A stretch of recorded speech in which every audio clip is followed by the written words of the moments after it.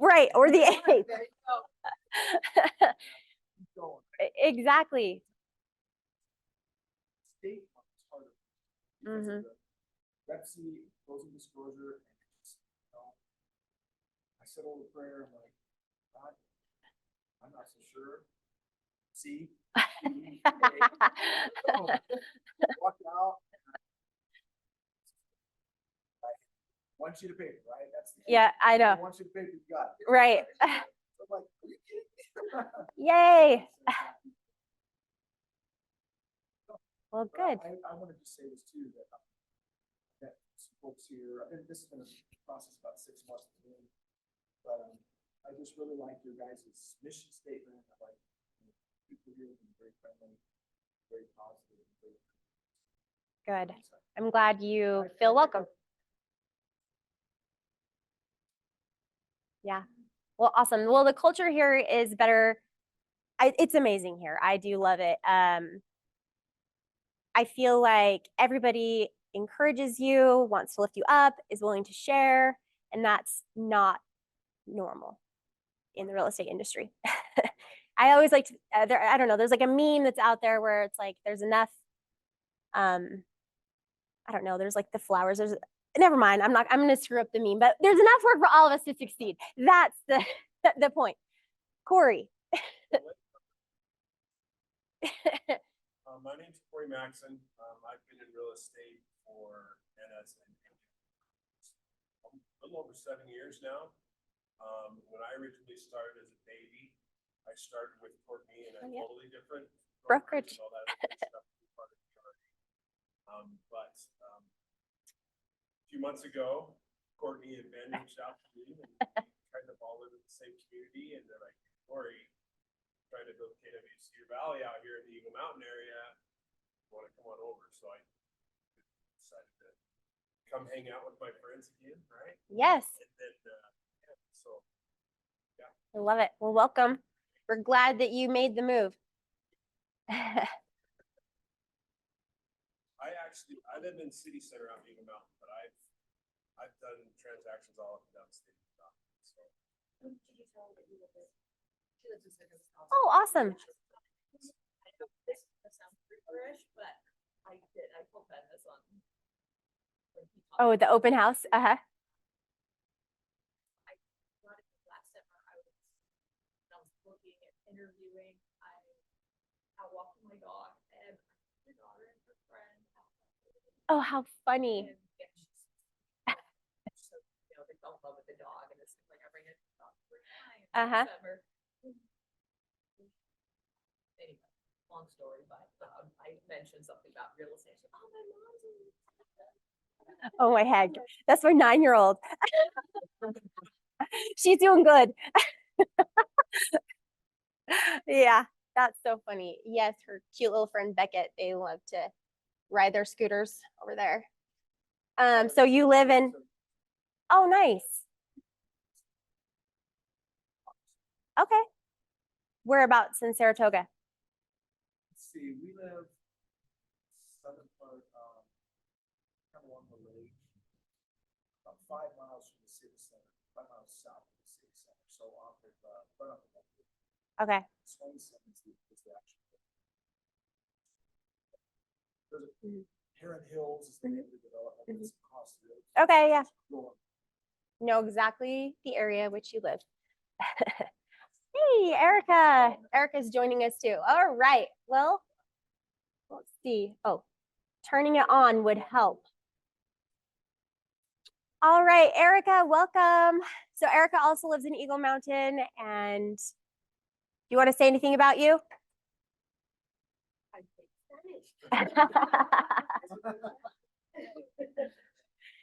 She's new to real estate also. I just want to turn me. You want me. Oh, you're sweet. Okay, so win the seller. Let's get to this. So today we're going to talk about our A sellers, how we like to, I guess, organize our sphere in A, B, C, D, E's, how to get the appointment, what our pre-listing packet looks like, listing appointment, listing agreement, and some ahas that we get. So let's dive right in.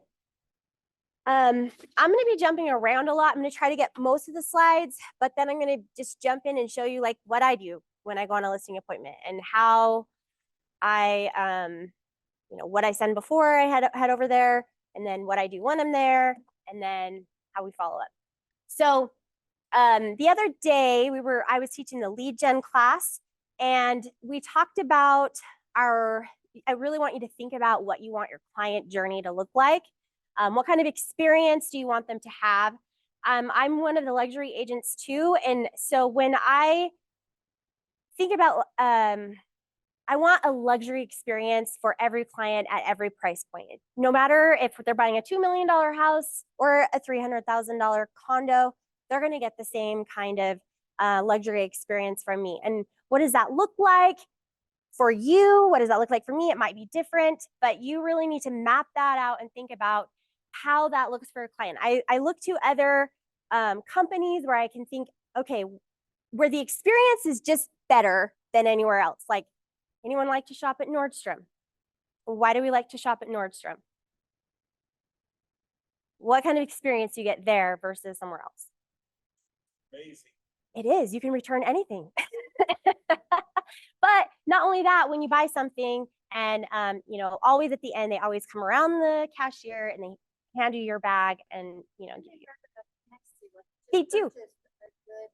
Yes, they do. Yeah. Everything is clean and organized in the store too, which is nice for the most part. Or going to the Ritz.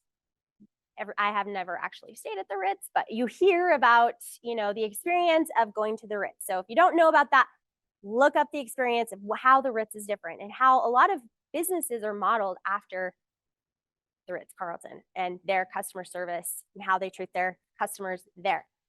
So think about this client journey. What does that want to look like?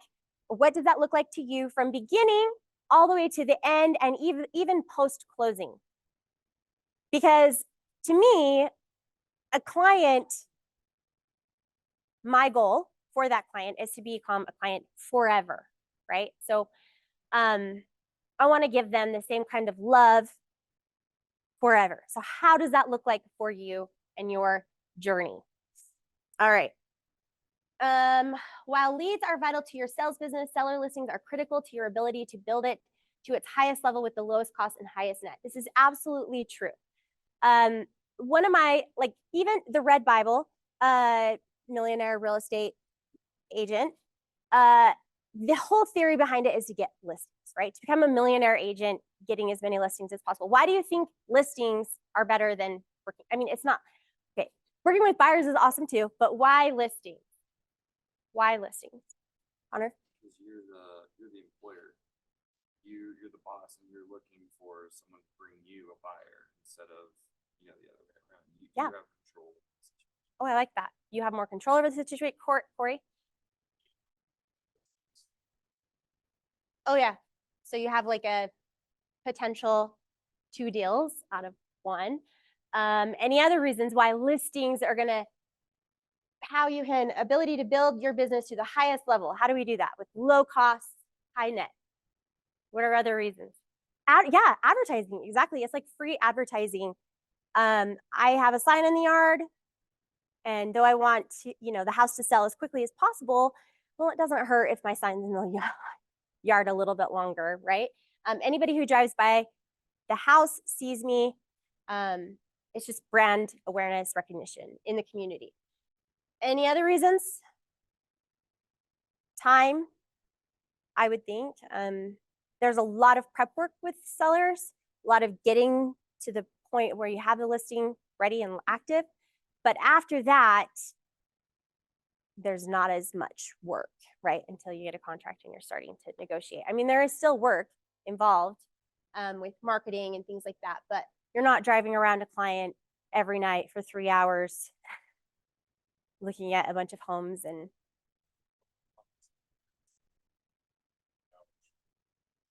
yes. Okay. All right. So An A qualified seller. This is somebody who is ready, willing, and able to buy in the next 2 weeks.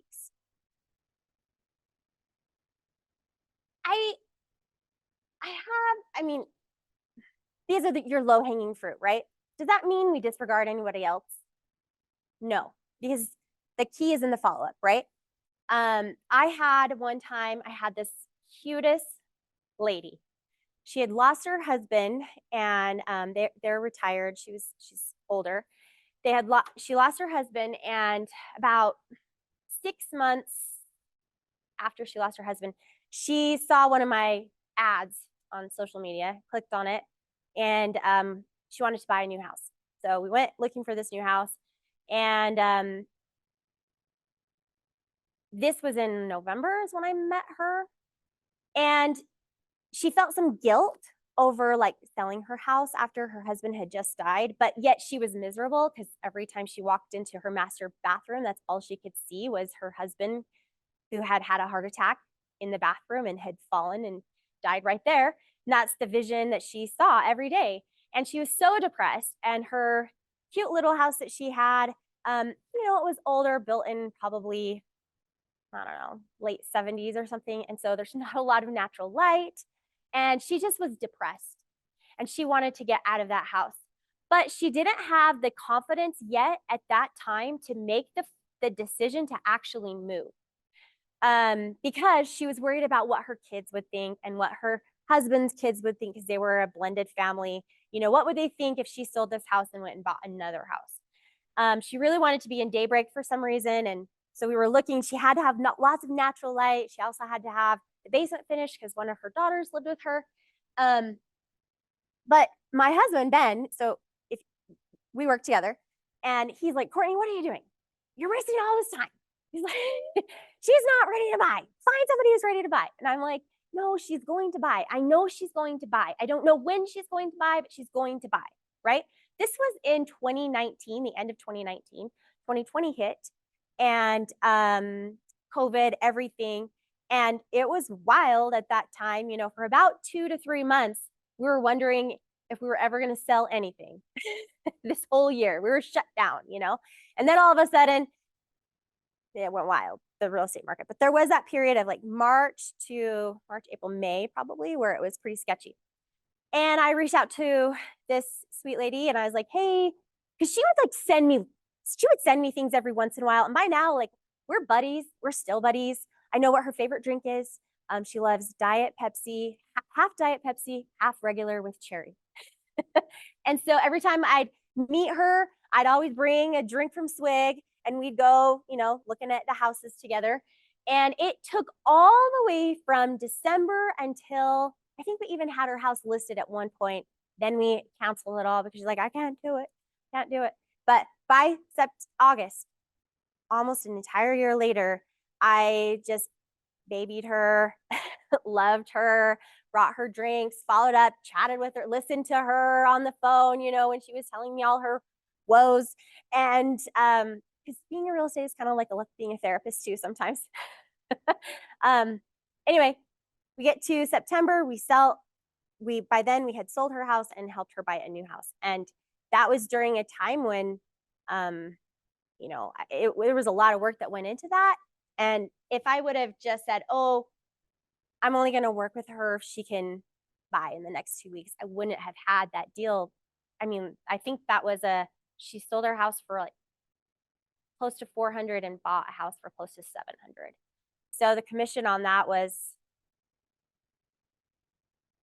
I don't know, at least $30,000, from, it's worth it to not just disregard people. So yes, we do want to look for the low hanging fruit, and we want to jump on that right away and, get working with them, because people do,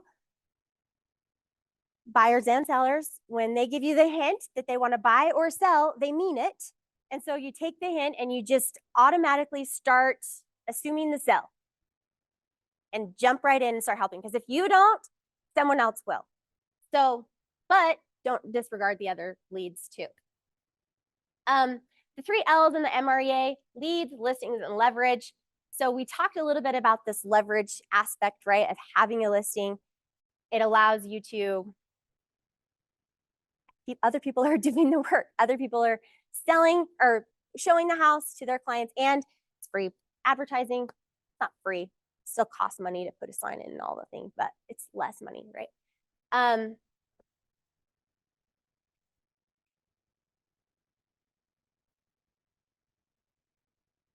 Okay, let's move on. The virtues of seller listings. Seller listings mean marketing opportunities. You have more control of your time. Seller listings maximize your per hour compensation. Volume, volume, volume. The more volume you have, the more opportunities you have to make money or close, because not sometimes sellers change their mind. So the more listings we have, the better, right? With seller listings, you're also the front end of pricing. So you get to be the boss, like you said, and you get to help establish whatever asking price that is, and you have a little bit more control in the deal. Properly marketed seller listings bring you more business. So those just go back to all the reasons that we already stated. Yes. Volume, is that, what is that? More listings. The more listings. Mm-hmm. The more listings you have, the more opportunities you have. Yeah. Oh, yeah. Get as many listings as you possibly can. Now, there is a point where there is a breaking point for me when I feel completely overwhelmed. And that's about, like, we've had, I feel like around 10 deals going at the same time is about going to kill me. So then you need an assistant or somebody to help you, a transaction coordinator or something, to help you with the paperwork and things like that. But 10 listings is easier than 10 buyers because you have more time, you know? And like this says, it maximizes your per hour compensation. That's 100% true, especially when you're like right now, even though like buyers are back out looking, the inventory is not great. It's way low. And so I have one client who's looking for an Airbnb down in St. George.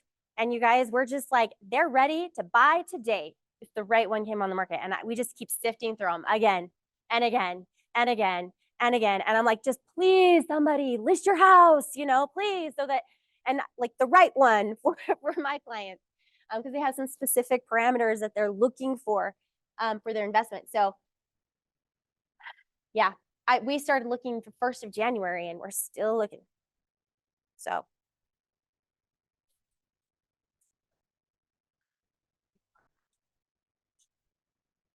As in, we're not, actually approach people, hey, I have a buyer. You know, interest here. Yeah, I have. I think it's a great way, definitely, to get leads.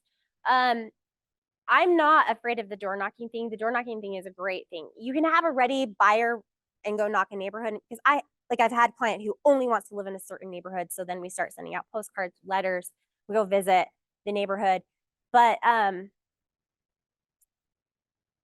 yeah, I think you can find success with that. Door knocking to me is more of, you're looking for the low hanging fruit, but you're also looking to establish long relationships with people, because you just want more people into your database. Your database is your business. The more people in your database. No. No, you can do it. I mean, yeah, you do need to be ethical in the way you approach that. There are some people who kind of do some unethical things when they're knocking on the doors and looking for, especially like in our brokerage, we don't allow limited agency. So then that seller would more than likely either need to pass it off to somebody else, or they need to be unrepresented for sell by owner with a commission agreement for you to pay your buyer. So we do that. I am wholeheartedly supportive of the no limited agency. It really causes problems when you're representing both sides. No, it's legal in Utah. Well, it might not be. The South Valley, I don't know. Their broker might be fine with it. It's just Dean doesn't allow it. Yeah. Really think about it ethically, though, it's the best thing not to, because if you're saying I'm not representing you, but you can still sell, I can still write up the paperwork. You're still saying you're you're legally contracted to the person that you are buying for. Yeah. Whoever you're Yeah. representing, the people you are actually representing. Yep. So then, anything that they say is now privy to your client because that you're ethically bound. to I them, know, they have and to you're not trust you. ethically bound to you. So I like that. I think that's actually probably what. Yeah, you can't serve two masters, right? Right. I agree with that. Then we don't have these like weird, some people, what is it, like pocket listing type things where they like put it up, but they already have somebody else they're gonna like sell it to. You have enough relationships, you can say to your friend, hey, can you represent them? I can represent her. Yeah. Great. Or there's other ways to do it too. Like sometimes like if I found the seller and I could say, hey, Corey, do you want to list this house? I'll give it to you for a 25% referral fee. So he could still, I'm still maybe getting money on the back end, but I'm not going to be that person's agent. So I don't have to, I don't have to worry about the representation and the fiduciary duties that go along with that. But you can, I know people do that all the time in the office where maybe there's a two-sided deal. Hey, will you do it 25%? I'm basically handing you a client for you're going to make money on this and you did no work up to this point. Yeah. So that's a great way to do it. All right. The cycle of the selling cycle, get a lead conversion, pre-listing, listing consultation, servicing and marketing, offers and negotiations, contract to close, and then post-close system. So when your client journey, what does it look like through all of these stages for you? So can you tell us some of the things that you do? Yeah. Example. Sure. So when I've converted a lead and I'm going to go to a pre-listing appointment, I usually take with me a gift or like a thank you to the listing appointment. And then whether I get the deal or not, I send out a thank you to them, a handwritten thank you note. And then if I get the listing, then they get another gift from me.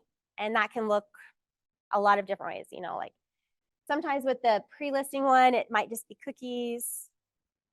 At the listing, I usually give like a diffuser with some nice scents because we're going to have an open house and I want their house to smell good. So it's like a reason for me to talk about, not having offensive smells in your home.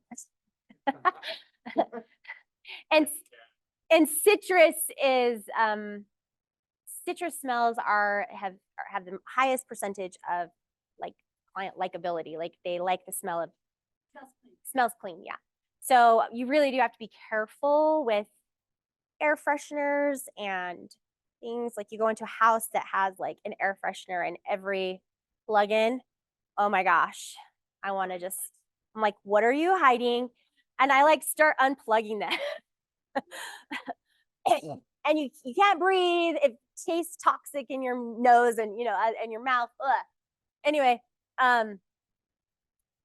yeah, vanilla can be sometimes really strong too, but it is a scent that people like. I would say your orange citrus is going to be your better bet.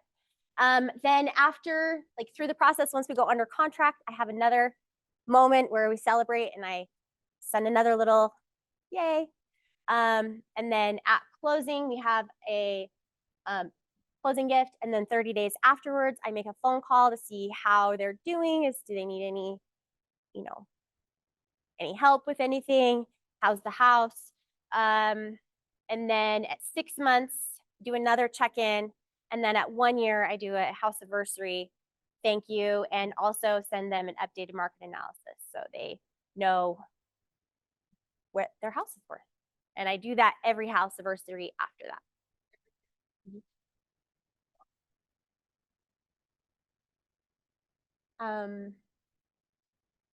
Okay, any house? No, Connor? I just love the way, you talked about providing a luxury experience and you kind of tailoring those gifts and little drop-bys and just thinking about that, I was like, wow, if I was working with you, like, I would love you.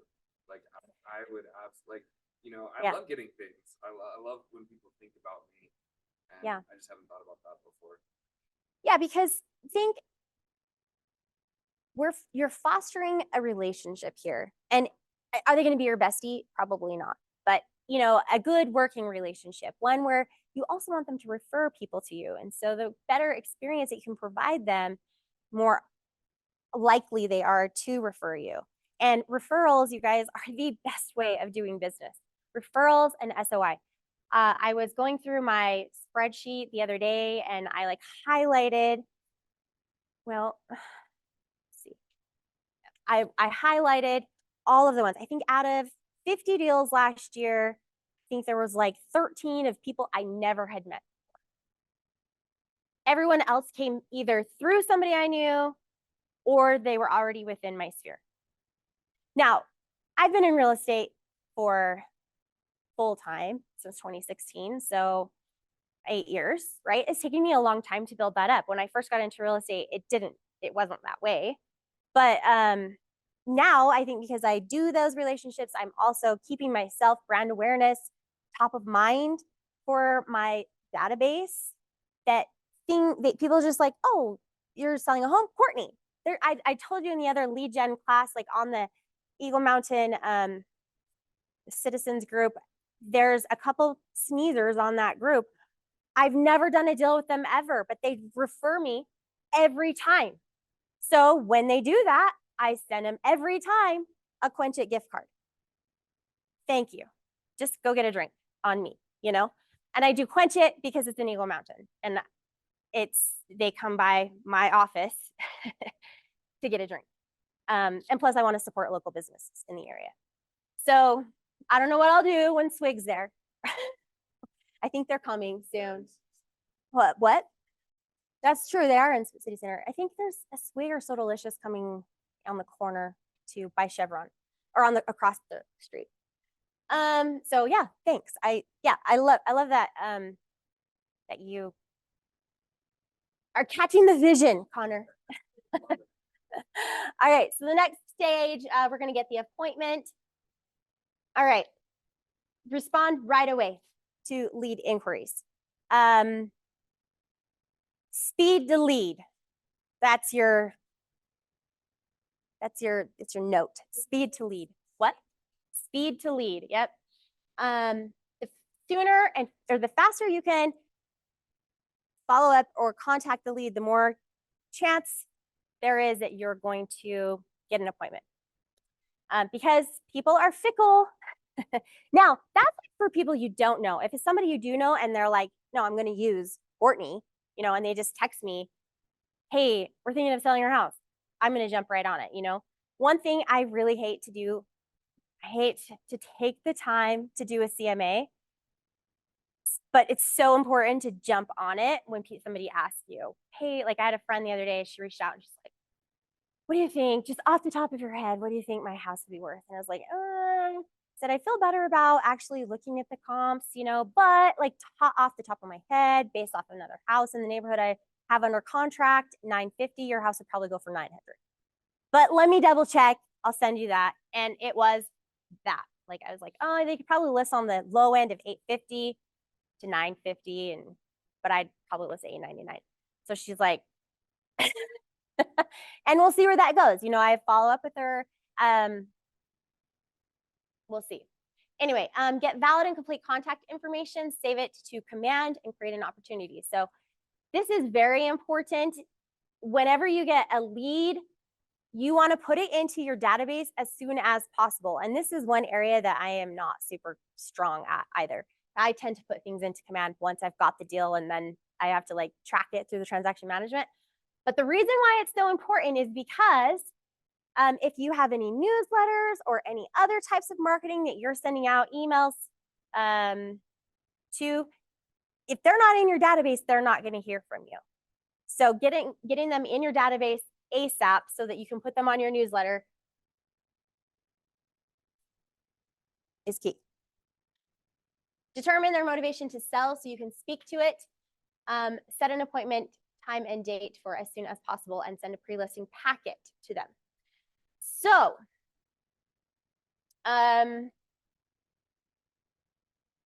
what do sellers want most from their agent?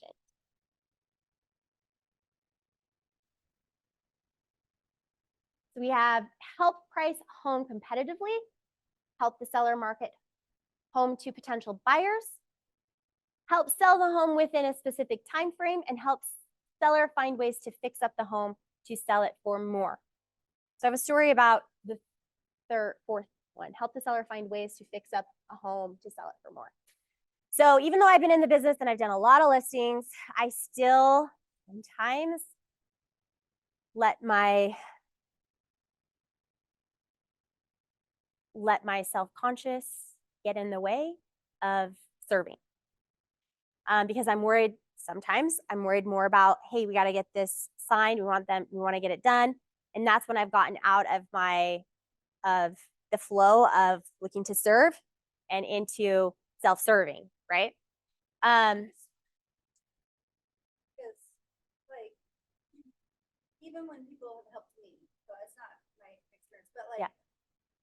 sometimes I am ready to go. Let's go. Yeah. Sometimes I just want to talk through and like figure out the process so that I can be thinking about it. Right. And so there is a fine line to free people. Yes. Of like, are you ready? Yes. Or do you want to just talk about it until you're ready? Right. And it's hard. I think it's Yeah. hard sometimes to know. You don't want them to ever feel like you're there to make money off of them. Right. And 100%. That's a talent. Yes, it is. And it's tricky. You really have to use your intuition, your gut to read them, you know. That's why selling is an art and a science. There's certain things that you know, but then you also have to, I guess, be in alignment so that you can. Are you really direct with asking? So- Are so- you, like, how do you handle So those? yeah, and I'm gonna go through like a listing presentation in a little bit. But what I mean by this one is I had a seller last year. They interviewed like 3 different agents. They ended up selecting me, and I gave them some pointers right then. I was like, okay, your carpet needs to be replaced on the main floor. They replaced their carpet. They asked me about a wall. Do I need to paint this wall? And it was like turquoise at the top and then like a batten board below. And typically I would be like, yes, you need to paint it. But in that moment, I was like, looking around at the house, I'm like, it's fine. But it wasn't fine. And actually the turquoise wasn't even the issue. If I had looked more closely at the batten board, I would have noticed, oh, this looks like crap. Like it was like a 2x4 on the wall. No. And I didn't notice it until I'm doing the open houses and I'm like, what is that? And there's like, so it's on the wall, right? And it's like, there's like a huge gap, warped, and then huge gaps from where it's connecting to the wall. So I had to have these hard conversations with them as we were, through the process. Like, hey, okay, so you either need to remove all of the DIY boards because it looked like everything they did in their house was like DIY and all of it needed to go. And it's really hard to have those conversations with people. But I do feel like that's a good agent. Like if you Yeah. don't say something and then Yeah. you have to sit on it, Right. and then at the lower, and you Uh-huh. never have that Exactly. conversation, that's not serving them. 100%. 100%. And that's where I went. I gave them some things to fix, but I should have given them all of it, And that's where I made that mistake in that. And I ended up, we had the house on the market for 6 months and they wouldn't listen to anything that, like, by then, once you have it on the market, they don't want to do anything. The house was really dirty. I had my cleaners come and I should have just paid for it, but I didn't. Because the cleaners got there and they're like, Courtney, this house is filthy. This is going to take us like 3 times as long. It's going to be like $1,000 for us to clean this house. And I always pay to clean. Oh, that's another service thing that I do. Clean their house, clean their carpets, clean their windows before. So I pay for that. And pay for the photos.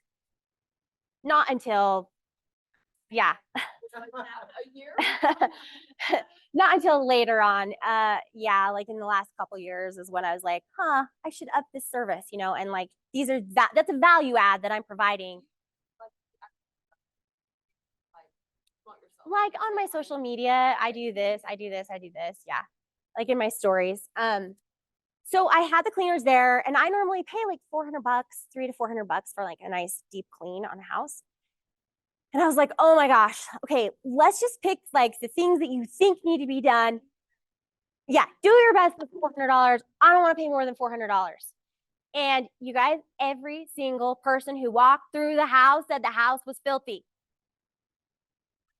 And then you go back to your client and you're like, hey, your house is dirty. They're like, what? This isn't dirty, it's clean. Because, and it was, okay, you guys, you walk in the house and it did not look dirty. But it was, because they had 2 or 3 big dogs, and dogs rub up against the wall. They have slobber, there's mud, and it's just like the walls were grimy. You just need to be cleaned really good or painted.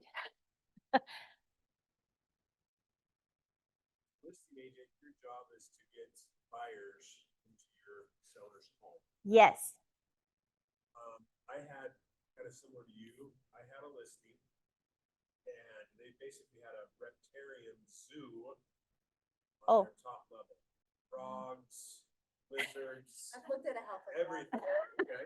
If it was in West Jordan, it was probably my listing, but anyway.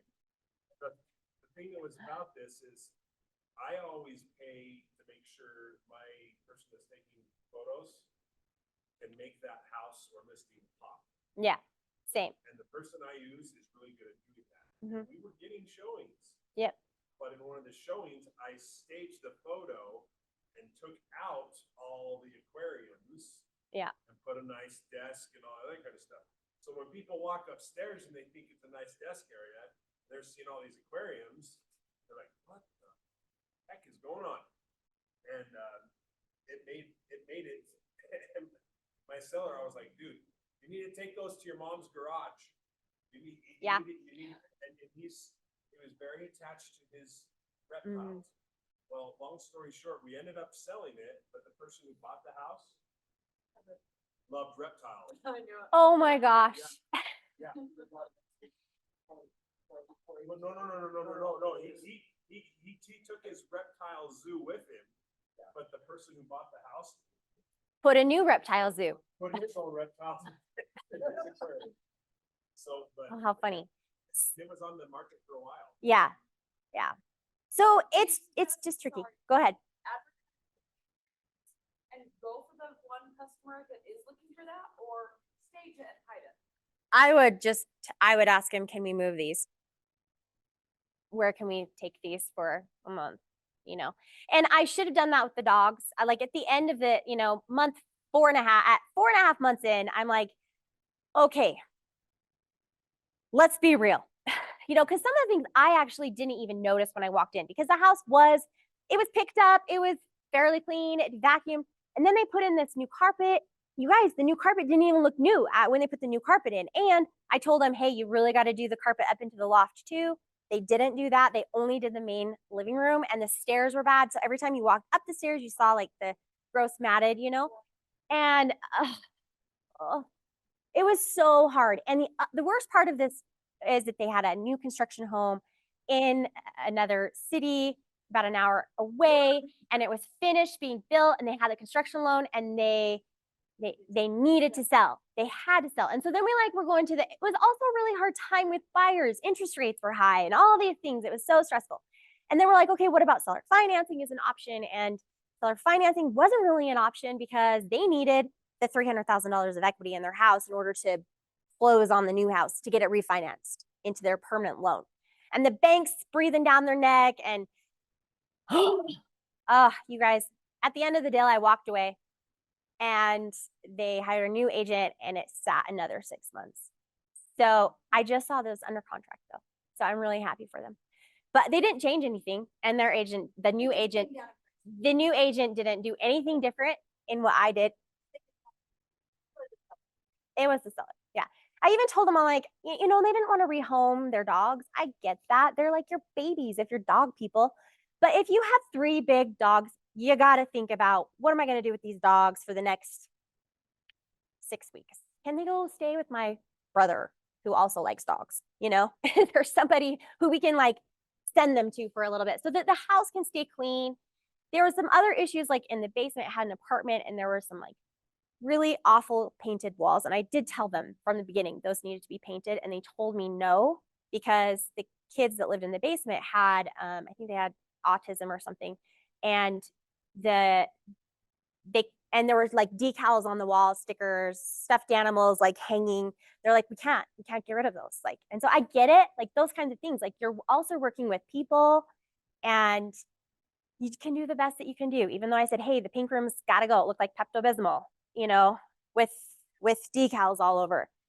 Like, that's gotta go. The blue's gotta go because it was an ugly blue, baby blue color. Bright, neonish. You know, those gotta go. But when the kids, like, they would have, that kind of change for them would not have been good, right? So my advice is, and this is so key, help seller find ways to fix up the home. Be honest from the beginning. They're going to appreciate that. They're going to like you more for it. And I mean, you have to be tactful. If you don't want to do it. Yep. Then you say, so we gotta lower the price to accommodate. Yeah. So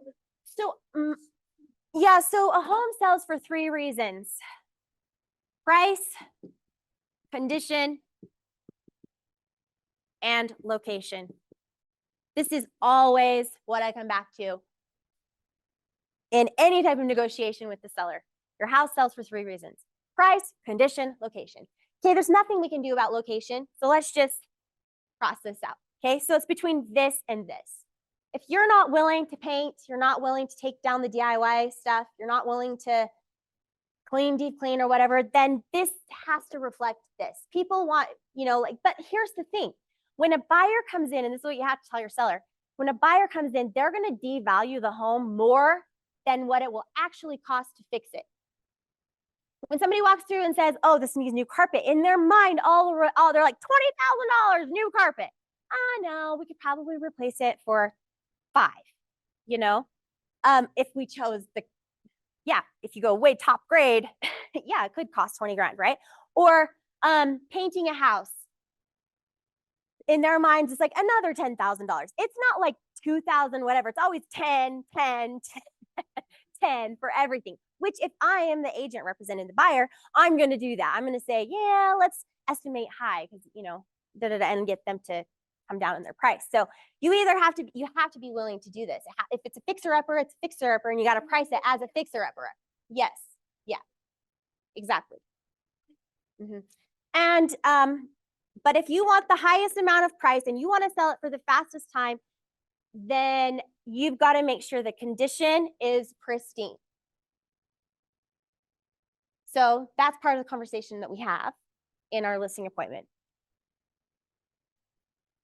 But also being tactful as you do it, you know, like you can't. I had a friend in my neighborhood. This was before I got licensed, or right when at the beginning part when I got licensed. And she didn't use me, she used somebody else in the neighborhood. And but asked another friend who's like a designer to go into her house and say, what should I do to stage my house? And my friend was like, her house was so cute, but it was like a boutique. You walk in and like decorations everywhere, every space, photos everywhere, you know. And and our friend who walked in said, you got to get rid of all of this, you got to scale this down. The other one, the owner of the home, she just started bawling. She's like, what? My house is so pretty, it's so cute. You know these people, they were your next door neighbor. Yes, and it was cute to live in, you know, and she had very cute taste. Yeah, so you got a blank space. Yeah. So anyway, your seller wants these things from you. So really take this into consideration. Think about, well, how can I help them sell it fast? What are some things that they can do to fix up their house to sell it at top dollar and in the fastest time possible? all those things. Okay.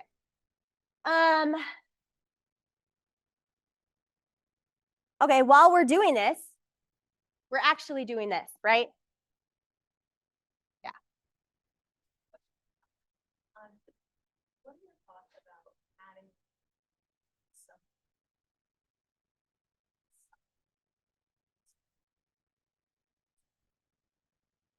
where, like a simple page of how to get top dollar and then really hitting home on those, so it's already. Yeah, I do that. Yeah. I'll show you what I do in a few minutes. 7 close to appointments, show the benefits, take back the close. Oh, you said a minute ago, you said, and if they don't want to do it, then you might lower the price. But also, you guys, you have to be willing to walk away from the deal. If it's not going to, you are not going to be in alignment with each other. You're not going to be able to work with it there. You can tell from the get-go, they're not going to trust you. You have to be willing to walk away. There are people who are going to like Corey and they're going to trust Corey, and there are people who are going to like me. There are people who are going to like you, right? And they're different people, and they're going to connect with you, and they're going to jive with you. There's that energy between you, right? It's not always going to be the case, and you have to be willing to walk away. Coworker of mine, before I started moving to the States, all that, he has a great location of his home in Lehigh. Wonderful location in his home. Asked me to do a market analysis. I did a market analysis, wanted to put his home on the market, and he wanted to dictate the price, and the condition needed some work. And when I told him, I said, you need to do this work. And this, after my market analysis, I said, this is where the price is coming. He goes, no, price needs to come here. And with the condition, I'm not going to do the work. And oh yeah, by the way, you're going to take a cut in your commission too. And I said, you know what? See you later. Yeah. He found an agent that was willing to do those things, put it on the market, and he didn't sell it. Mhm. And then he ended up not being able to sell his home. Yeah. So I'm just kind of strategically waiting so I can calm him down a little bit, and I might approach him again and say, hey, how are things going? How you guys doing? Know you tried to sell your house last year. Notice you're still in the area. What's going on? Yeah. Well, he might be willing to work with you now, right? Exactly. Yeah. And they're asking you over, like, you guys, if you can think about, I'm not trying to sell them, I'm trying to serve them. And how can I best serve them? Well, what was funny was the agent he went with, he dictated the price because I had talked to him. So I knew it was what he wanted, not what market was saying it should be. Yeah. And it's set on the market for around the 6-month time frame, and he lowered it. And it was even lower than what I told him 6 months prior. And it's because he wasn't willing to work with the conditions of the home and stuff he needed to fix and all that kind of stuff. So you saying we've got to understand the value that we bring as realtors, the expertise we have, and as hard as it is, be willing to say no and be willing to walk away. So is there a difference here? Like when I hear this story, it seems to me like he wanted to make money.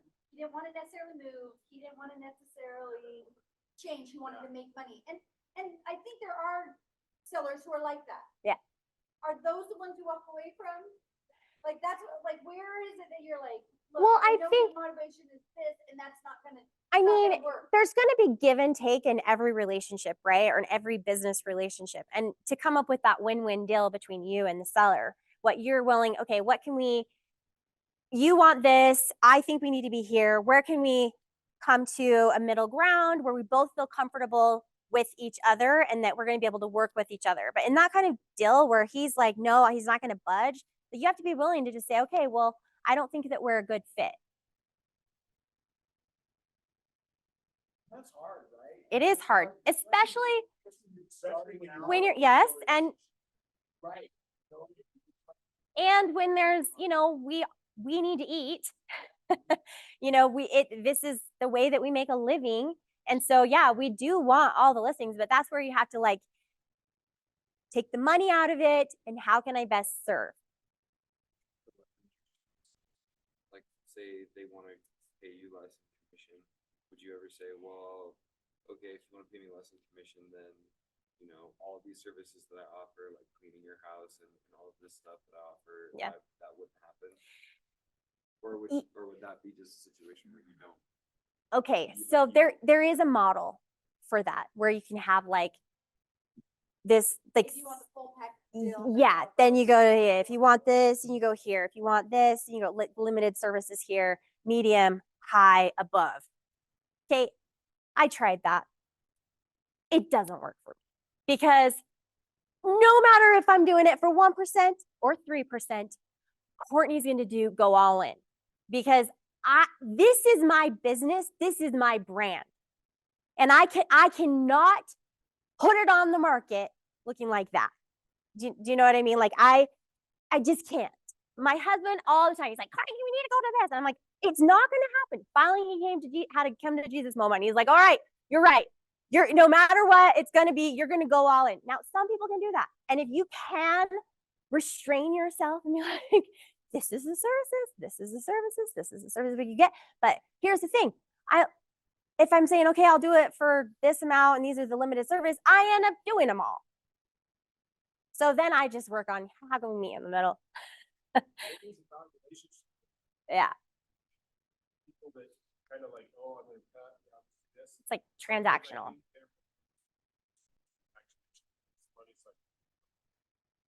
She's about creating long-term relationships and growth.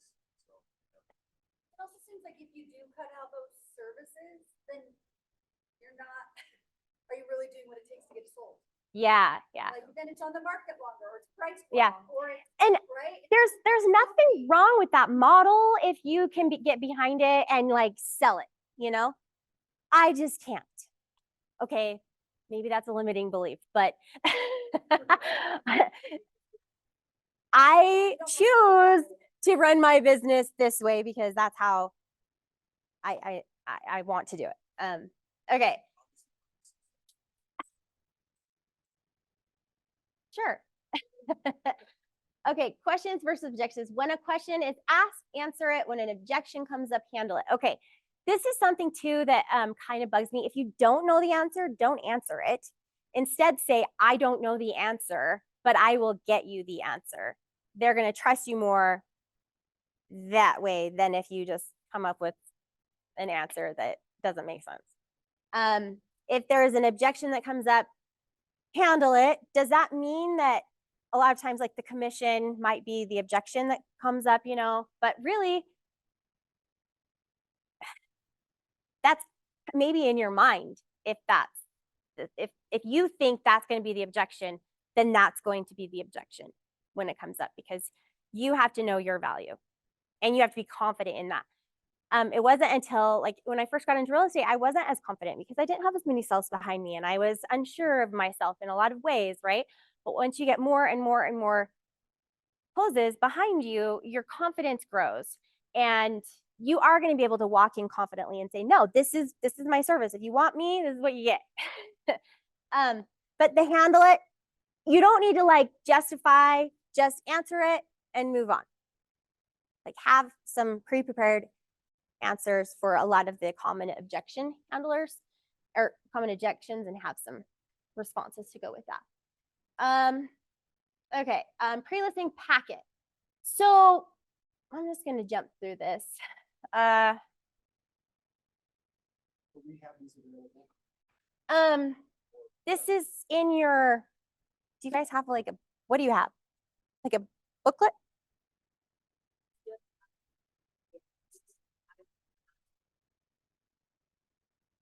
Oh yeah, if you want it printed, you just have to ask Molly and she can print it. Should be a student workbook that you can get and there's a PDF for it for the entire Ignite program. And it has a lot of this in it already. I think if you want the slides, you could probably get them, but just ask Molly. Yeah, it is online. It's in the command or one of those websites. Yeah, thank you. Okay, so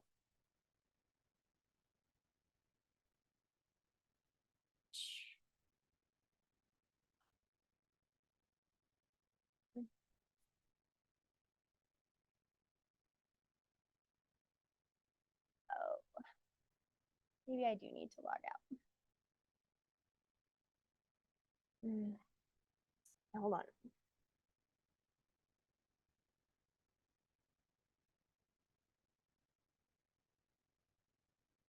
Okay, so when I like to do for pre-listing,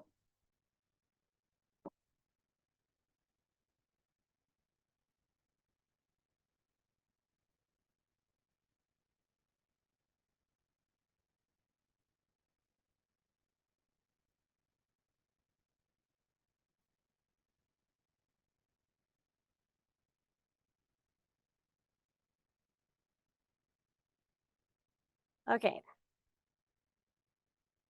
I like to front load people with a lot of information because the more information I can provide up front, then I feel like when I actually show up to the listing appointment, a lot of like if they've read through it or watched any of my videos or anything, then they already kind of know about me and my process and all those things. And so then we really just have to answer questions and see how I can best serve them in that moment. And I don't have to like really go through a ton of things. Although I do go over things again because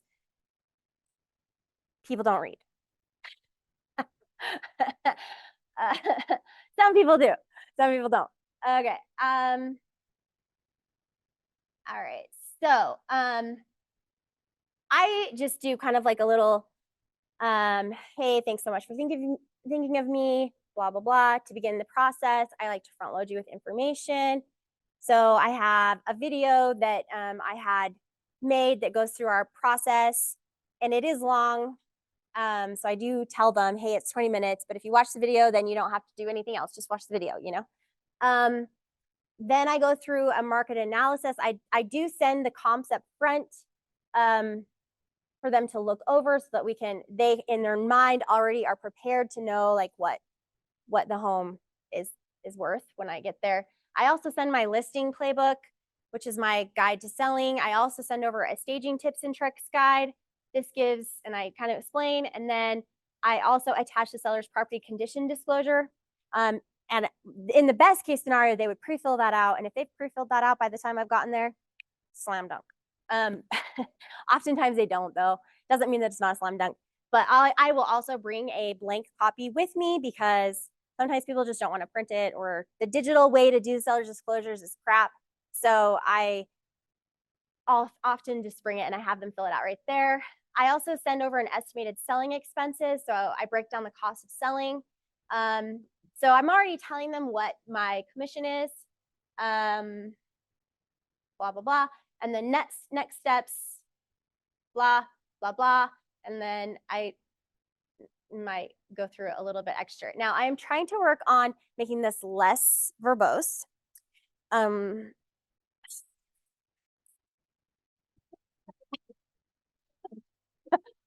Because the English teacher in me comes out and I want to just explain everything, you know. But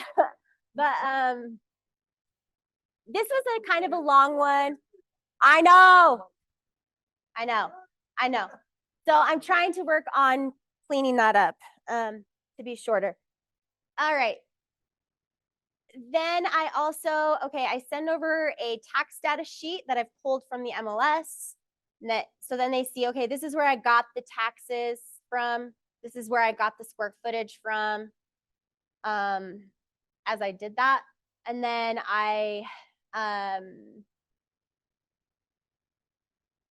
oops.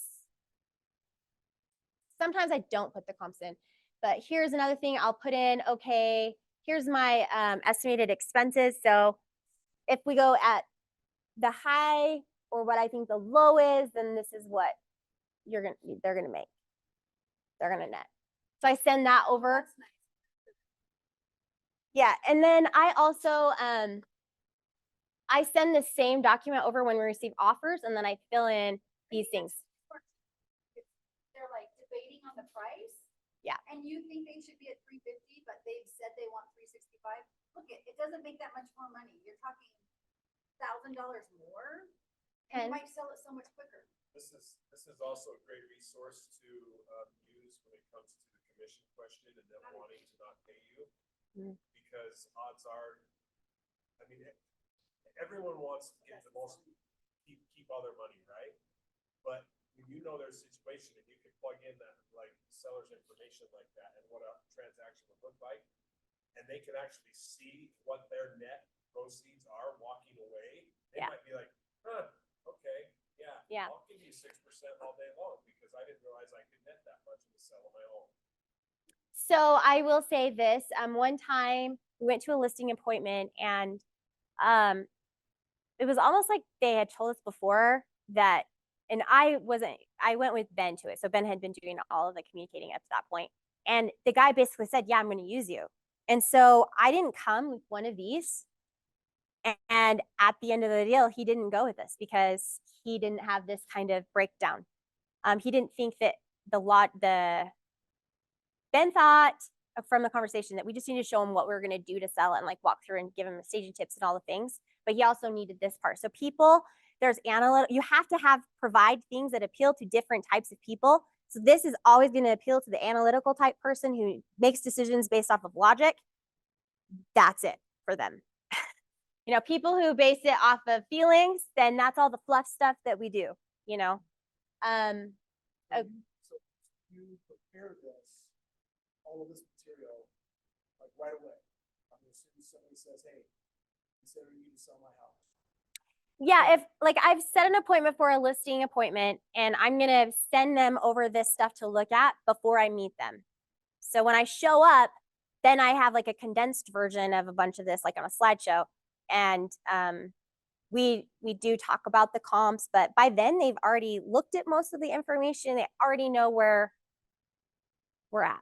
And on the phone call, I've already asked them, what do you think your house is worth? You know, I do ask them before because I do want to know, like, in their mind, how much do I want to sell my house for? Or how much do you think it's worth, or how much do you want to sell it for? Should be one of your pre-qualifying questions before you even make the appointment.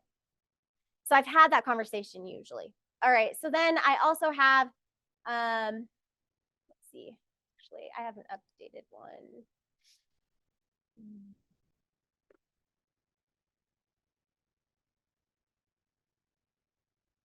Okay, so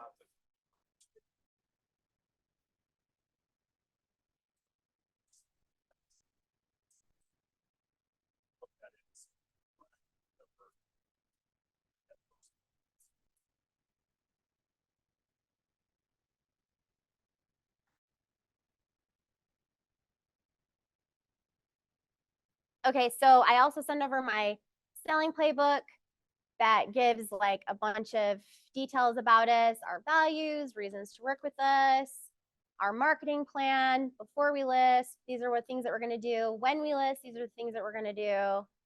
I have 2 pages of that. After we list, this is how we're going to follow up and communicate. And then I always provide a listing home warranty. So Elevate, I believe, is the only company that does this. And so they do it for free. So free service, call Elevate, get them signed up. And so this is awesome. I actually had a listing out in Eagle Mountain. Their stove stopped working while their house was listed. And this is another thing that I did. I also paid for the service call. That was like $80 for the people. I made the appointment for them, paid for the service call. They went out, they fixed the stove, and all was well.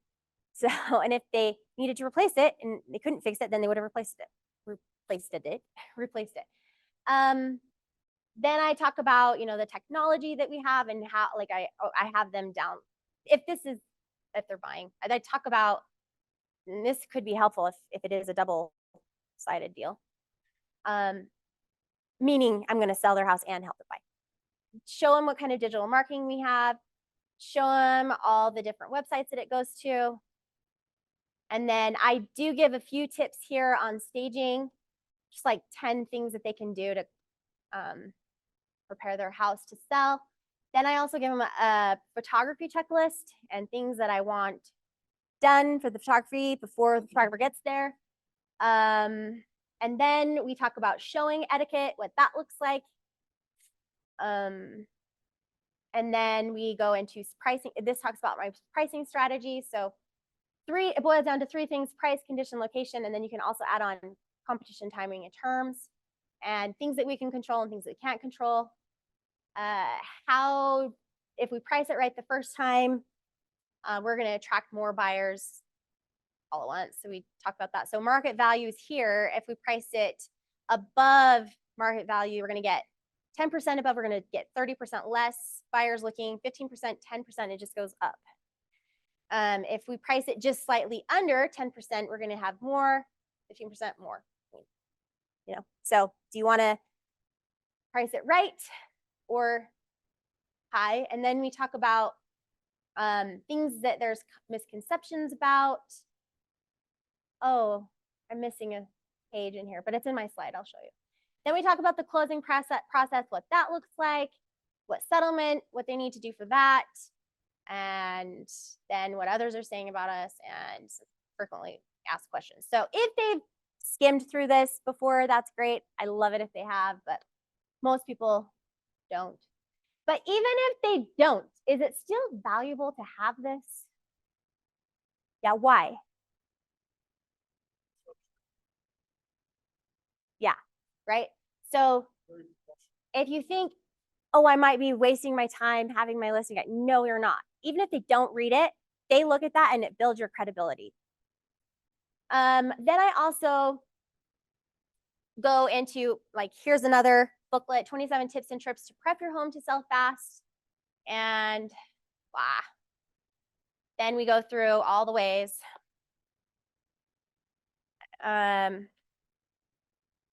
Anyway, yeah.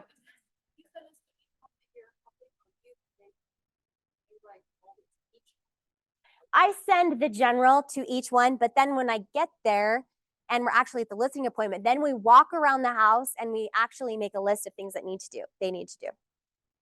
And then an extra one, if they're going to list in the winter, they know they're going to list in the winter, then let's take a picture in the fall before it gets snowy. Anyway, so those are the two things that I send in addition. Oh, so this is in my pre-listing stuff, right? So the things that you want to include are the tax data sheet. If you don't want to send the comps, that's fine. You don't have to. Sometimes I'll also just send the slideshow that I'm going to do, which also has the comps in it. Some kind of estimated net sheet. You can do your own playbook, staging tips. And then I also include the SPCD, so they can get a jump start on that. Okay. Oh, seller's property condition disclosure. Oh, that they fill out. Yeah, that they fill out. So you do, Required by law. you do the tax data sheet, the estimate, the playbook staging. Is that it? And then this seller's property condition disclosure. If you want to add the comps in too, you can.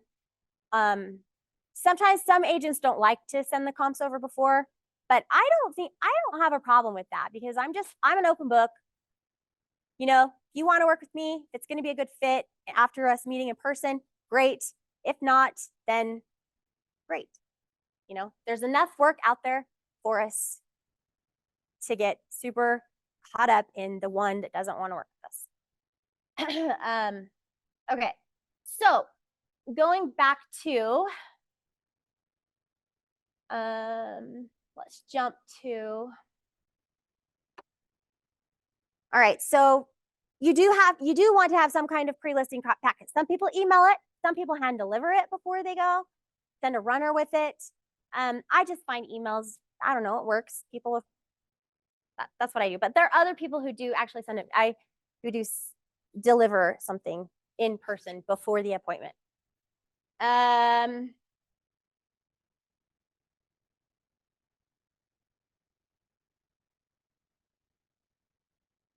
Yeah, we don't want it to eliminate the need for a listing consultation. But it's like your primer, you know, you're gonna front load them with all the information that you possibly can about you and your value. Okay, they're on command. There are in the area where you can create your marketing, there are some packets that are pre-built and you can just customize them to you.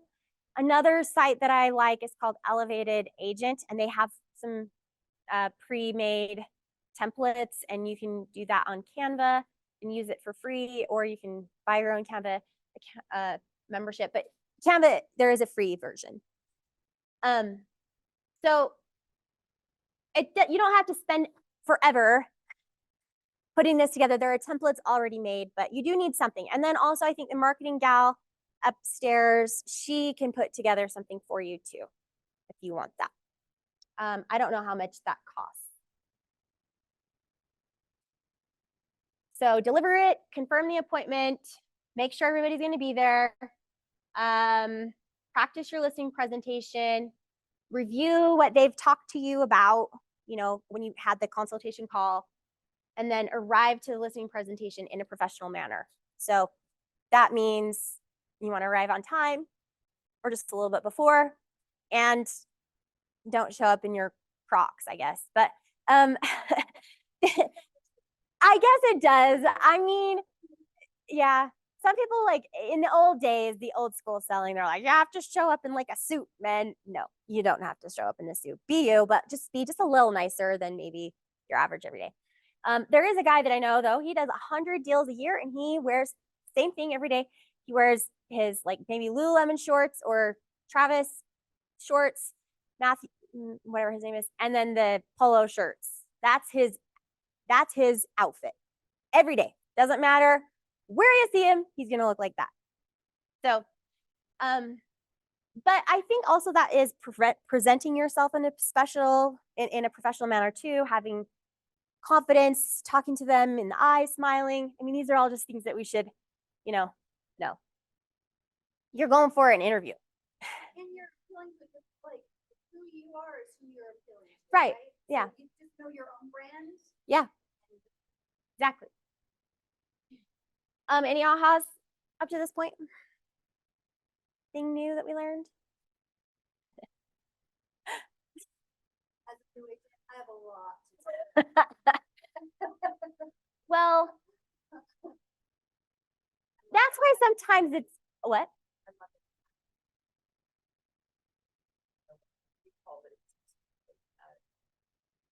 This Just the preparation. Yeah. Oh, thanks. Then we get there, we're gonna create a great impression. So for me, when I send all of these deliverables to them before, that's like part of my building my ethos, right? Building my credibility as an agent and my professionalism, right? So another thing is you do want to double check your stuff, make sure there's no like spelling, that little thing, like, because that matters too for people in their minds. Granted, there are typos every once in a while, and I still find typos in that dang thing. Like the other day I saw, I was like, what? I'm like, how many people have I delivered this to? And I send it to like my mom, my brother, all these people who I know were like attention to detail and grammar people, they missed it too. Anyway, whatever. Share your price recommendation, the initial list price for their property and your reasoning behind it. Set expectations for how you will market the home and work with the sellers. Okay. All right. So we're going to jump to a listing presentation. So what I do,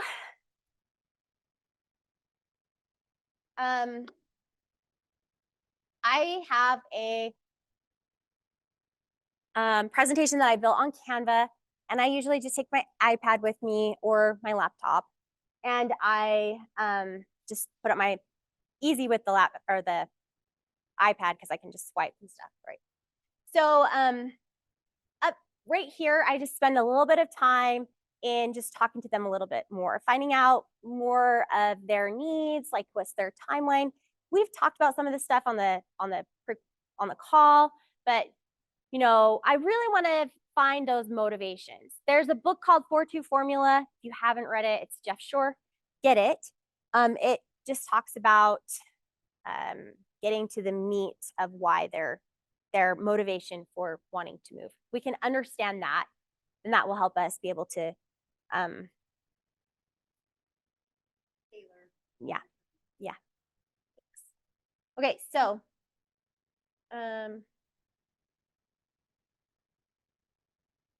before I jump into this, we talk a bit, right? We're sitting there at the table, we're talking about their needs, their wants, their this, their that. Okay, back up. So when I get there, I knock on the door and I'm like, hey, how are you? They welcome me in. I said, okay, I just follow them in and I was like, is there anywhere I can drop my bag off, like maybe at the table or something, you know? And so I don't want to sit at a couch. I want to sit at the table with them. And so I'll follow them in and I'll just like plop down my bag at the table.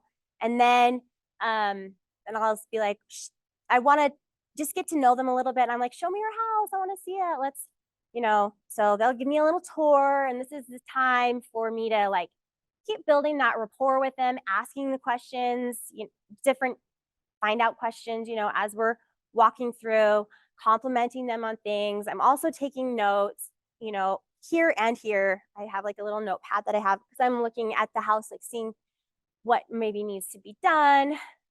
Because previous to this point, like I haven't actually seen the inside of their house. So I don't know, based off the comps that I'm preparing, I could be way off if, right. Or the house the condition of the house could be terrible or whatever. Or I didn't realize they had some upgrades in the home that they had. So this is my opportunity to jot down those things, right? We come back to the kitchen and I ask for a drink of water. So why do we do that? Oh, well, that's a good point. No, I'm actually wanting them to serve me. Because when they serve you, by getting you something, then there's that exchange that emotionally we're doing something for each other. Does that make sense? Like there's some psychology behind it. I don't know. I ask for a drink of water. We sit down. A lot of times if they don't already offer one, I'll ask for one. Most of the time they offer, hey, do you need a drink? Sure. And I always say yes, because I want them to do something for me. And that it's for them to have that. I don't know. Yeah. So then we sit down and then we talk about things a little bit and then we just jump right in. All right, so let's talk about how I can help you. We go into our marketing plan. I've taken a lot of stuff right from my listing packet. And we go into, first, we talk about how a buyer finds a home. 52% of buyers find it on the internet. 28% of buyers find it through a real estate agent. 6% find through a friend, relative, or neighbor. 6% home builder, 4.1% from yard sales, and 3.1% from knowing the seller. So the reason why I do this is because I tailor my listing and my marketing so that I can hit every one of those categories. And that's just taken from the Home Buyers and Sellers National Association of Realtors 2022. So we go in, okay, before we list, we're going to talk about strategic pricing. I offer professional cleaning. So I tell them, here's the time when I tell them, hey, we'll schedule time for the cleaners to come. And that's for the carpet, the house, and the windows. You say the house, you mean the outfit or not? No, inside. I mean, if it does need sprayed down, we can call somebody to do that. In the spring, like if you live down by the lake, it gets really bad when the bugs are out in the early summer, late summer, I don't know, all summer. So maybe their house does need to be sprayed. And so we actually have a power washer. And so Ben or my son Andrew will go and do it. I just pay my son to go do it. He's pretty good at it. Yeah, he's had practice. So I talk about that. And then I tell him about staging. So what I mean by staging is I'm going to give them pointers and tips on how they can fluff up their house, get it in showing condition. Now, if I think they need additional help, because sometimes they do, then I offer two things. We can do a fluff stage. That's where I come in and bring pillows and new shower curtains, towels, little plants, knick-knacky things. For me, I like the bathrooms to be actually everything. Bedding, bathrooms. You want white towels, white curtains, you want white bedspreads. And so I have a bunch of down comforters or, faux down comforters that I buy at like, I don't know, TJ Maxx or something that I just have on hand. We can go throw them on. Now, do we want some color? Yes, but we have that through the photos. But when the white just really is clean.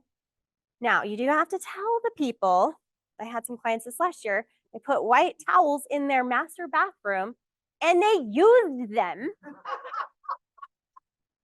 I was like, literally, I showed up to an open house and I was like looking at the towels and I'm like, they were brown. I was like, anyway, whatever. So yeah, these are for decoration. If you need a towel, why don't you have one like underneath your counter that you can pull out and use, So it just, right. So you do have to remind people those kind of things. You think that that is like a given. Apparently it's not. So we're constantly learning things as we go and thinking how we have to change things. So with professional photography, I also include that. So I do interiors, exteriors, aerials, and I do a video walkthrough. I used to do the Matterport, but I've just moved to the video because I can use the video on lots of different platforms too. And so I do that. Another thing that you can add on there is the floor plan.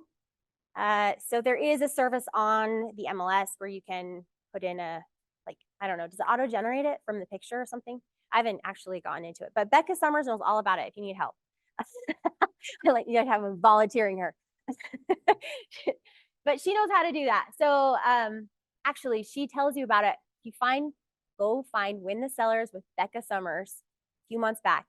Watch that one and see how she does a listing presentation because she does a really good one too. And she adds a home plan on hers. We send out a coming soon email to our database. And then you're also listed on the KWLS, which is international, and then also the local MLS, utahrealestate.com. We also syndicate with over 500 websites, real estate websites. So you're going to be on every real estate website known to man. You're going to go. You'll be on it. We do target marketing. And what I mean by that is we do print and digital. And so with the print, we're going to send out postcards. We're going to knock doors. We're going to, then online, we're going to do target marketing in the area to buyers, people who are looking to buy in Saratoga or Eagle Mountain or Lehigh, whatever. I work everywhere. Like just because my office is in Eagle Mountain doesn't mean I don't go other places. Wherever their house is, people who are looking. So we do Facebook and Google ads. And then we hold a grand opening event, which is like a big open house. What I like to do is list a home on a Wednesday or Tuesday, Wednesday or Tuesday, and then hold off showings until Saturday. And that's when we open the house up. That gives us a little bit of time to prep, go out and knock the doors in the neighborhood, invite people out to the open house. Then on Saturday, we have a big grand opening event. I have feather flags for the yard. I have signs. We'll also get balloons for that big first open house. We have treats and we just try to make it a bigger event for that first open house. No question is dumb. Still trying to wrap my head around the non-popular thing. Can you kind of give me a why? Yeah, because You're not like looking for other sellers, right? Mhm. You're not like looking for houses like you were talking about. right. I mean, it is a backdoor approach to finding other sellers, but really the motivation is 3.1% of people come from people who know the seller or friend, relative, or neighbor is 6.1%. So I like to go knock the doors and just say, hey, I just want to let you know that the so-and-sos are selling their house. We're having an open house this Saturday. I have a flyer. If you know of anybody who's thinking about moving into our neighborhood, invite them out. We'd love to see them. Now, how many people knock on your door when they have a listing in the neighborhood? I've had one person knock on my door in all the years that I've owned a home, and that was recently. And it was another luxury agent who had a big lake house for sale. So if a seller sees you knocking doors, all of a sudden, if they're thinking, I might sell my house, they've got your info because you've given them a flyer. And now they were like, oh, she or he goes above and beyond. They're out here hustling. So it is a possible opportunity to get a listing. Is that the first reason why I'm going? No, I'm going there because I'm trying to get people to the open house. And yeah. Well, and even if it's just neighbors that are walking into the open house. Yeah. It actually is helpful for actual buyers because they think that there's more. Exactly. And they have the fear of missing out. So it's better to get more people there. Exactly. Knocking the doors, that helps get more people out. So if nobody answers the door. I leave the flyer. Now I don't tape it on the door. So either I'll like try to just stuff it in, or you could do like a door hanger type flyer. I usually just stuff it in because okay. And then we talk about when we list. So once we get the photography back, then we're going to send out all this advertising in a whole bunch of different places to try to get the word out. I'm going to announce it. So not only do we do ads on social media, but we're also just announcing it on our personal pages, tagging whoever we can tag. Like, it's really great if you can tag the homeowners because then it goes out to their sphere too. And we put it up on Instagram in our stories. If I've done a video and it's a YouTube type one, then I'd put it up on YouTube and send that out. I'm also going to let other buyers agents know. So I'm working on this, but I'm creating like a new e-newsletter for just agents like who are in the database, but it's just trying to get them all in this time. But eventually that's something I want to do, is shoot out an email. Do you get those from some people? Oh, I do. And I'm like, how did that person get my info? And I'm like, duh, it's public. It's in the database. So why not utilize that? So I'm going to do that. And then you can send it out to the agents too, like if there's a price reduction or open house coming up or whatever. So they're going to get that already notification, but maybe if they're only like, if they're actively looking for a client. But sometimes you have clients that are looking and you're just like, oh, something pops up. So that's just another way of reaching out to them. Plus, in our own agent meeting, we have over 300 agents in our office. So that's a great, and getting people out from our office, sending it in our newsletter. We also post it on KSL, and then we also send out the postcards.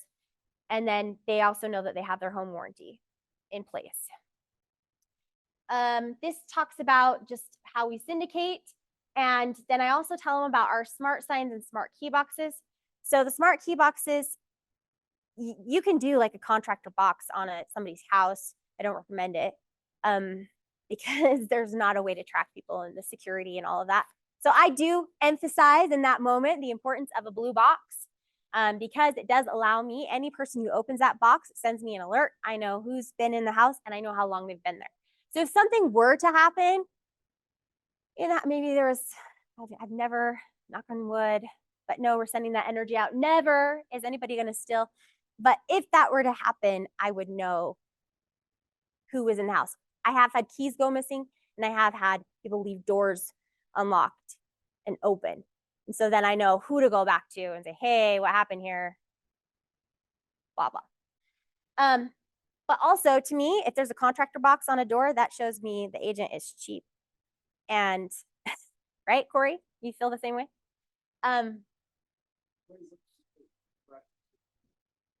lost you. Yeah, so there's contractor key boxes and there's Supra boxes. So the Supra is the blue electronic key box that we get from the Board of Realtors. And the only way to open it is with the special app that you have a key to. A contractor box is like, you know, one of those boxes with like codes. So some And it agents, never works good. no. Like, how many times, like, so many times you go there and you're punching it in and it's not working, and let me try and heat it up, and there's just so many problems with that. Yeah. And the Supra key boxes, they're $50, like, they're not, it's Yeah. not unreasonable for that. Where are you finding one for 50? I bought one. Is that a used one? No. Brand new. How Oh, much do you want? like 110? Oh, yeah. 85 used? I'm like, who are you getting your box from? You might But find still, that. Yeah, I still felt like, well, like, then I have it for every, it's Yeah. not like I have to return. I it to mean, them. the contractor boxes are 40 bucks, 30 something. Maybe you can find a cheapo one. Well, and also there's no security because anybody with the code can open it and get in. Whereas, Think about when you were in school and you had a locker, right? You had your lock on your locker, and you told everyone your combinations. You don't know who's getting in and who's getting out. Yeah. No way to track it. And these smart key boxes are linked electronically via Bluetooth, tracks anybody who opens and closes it. and you can't access it unless you're a real, you've done the code of ethics class with the Board of Realtors. So people who can have access are agents, appraisers, inspectors.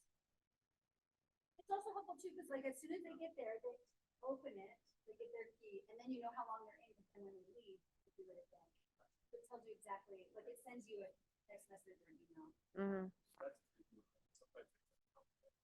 Yeah. And then we also use the showing service, and I talk about what that means. So Aligned is the one that's currently offered with our MLS. And so I tell them we use Aligned. And what I like about Aligned is that you can link the homeowners, anybody who you want to either show a notification that there is a showing request or that you want to give them like approval access. So I have a clients right now, a divorced couple. One of the couple lives in the house, the other one no longer lives in the house. So I send the notifications to that person so they know that there's showings, but the person who lives there actually approves it. And then I have the ability to approve it too. Okay, then we talk about after listing. So with the responsive communication, I try to speed to, just like with a lead that's incoming, I try to get back to people as quickly as possible. Although I do tell them sometimes I'm in an appointment, so it might be like up to 2 hours before I get back to you, but I will get back to you as soon as possible within that time frame. So know that I'm not going to go over 2 hours before getting back to you if you reach out to me. I send weekly updates, so I go give them like basically these are the homes in the market that are active, under contract, sold, which ones went under contract, which ones, I mean, I do like a little analysis every week of how their home is performing on the MLS and in the different areas, because you can look at that on Zillow too, how it's performing there, which I know Zillow, but they do have analytics that is helpful, and a lot of buyers are on there, so it is helpful to see like how many people are clicking on the ad on Zillow. Listing analytics, so on the MLS, am I still in? So on the MLS, you can go to my listings, and okay, this one.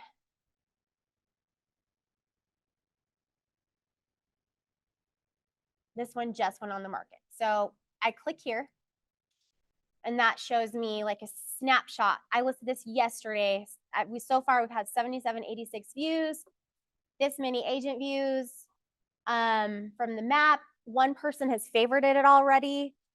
And so I just print this off, you know, and send that over to them with the packet. Uh-huh. That's already got 77. I was one of them. Awesome. Cool would be cool. person who favored it, are we able to find out who that person was? No, it doesn't show you. I wish. But it's, we show this to a seller, right? Yeah. Exactly. Another thing is if you're looking for statistics, because I do put this into my presentation, I'm gonna have to speed through this because we're running out of time. Oh my gosh. Okay, let's see.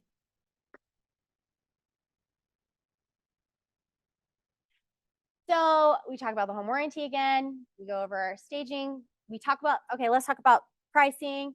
We talk about the things that we can control, the things we can't control. What are some misconceptions about pricing? We're not gonna list a house for what you paid, what you need, not what you want, not what your neighbor says, not what another agent says, and not what it would cost to rebuild today. Those are just, so instead we have to look at what is the market bearing. Sometimes we paid more than what the house is actually worth. And it's a hard realization. Maybe you shouldn't sell your house right now. Or I have to sell my house. Okay, well, what are the options for you to sell your house in that case? We talked about how buyers and sellers determine value. And then this is another graph that I put on. So if you market above market, or if you list it above market value,